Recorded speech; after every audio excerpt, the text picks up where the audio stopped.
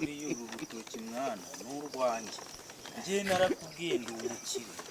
Uziko natenze ko ufite urutoki rungana gutya. Ubura iki gitoki buriya mu mezi angahe kiraba cyeza, ariko turabona ibyo si byo ngibyo. Nyine wowe mba ngenda nkwereka ibintu byanjye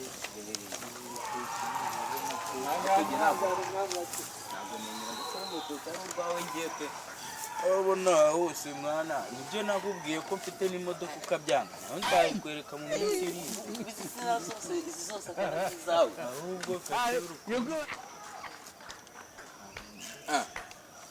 ntugire ikibazo, naba nangije ubu nizawe rwose aha hose.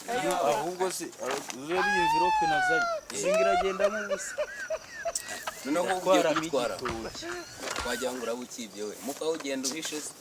Baya nyine bare kugira ngo reba mvirope rureshya gwe abantu bose batagenda bakubona imboga mu menyo mwana. Wowe ubona ibintu bitara cyagitwaye uri bugomba ugitware mu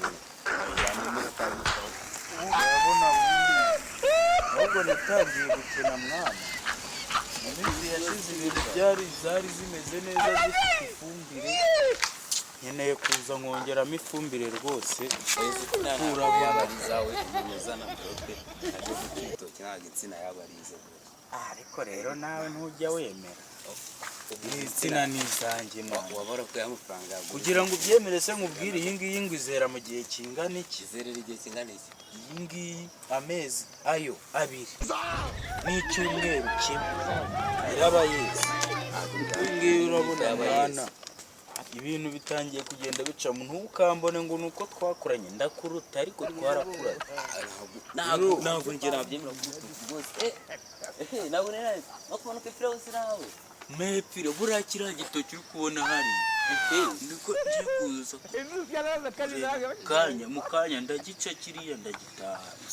ukintwaze mwana ahubwo ukintwaze urantwaza. niyo mpamvu reka mba nakuzanye urabizirika.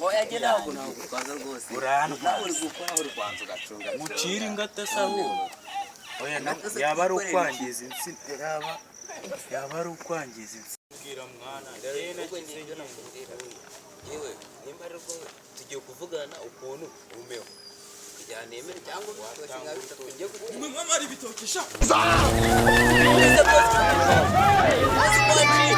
amubeshya gashaka umugongo we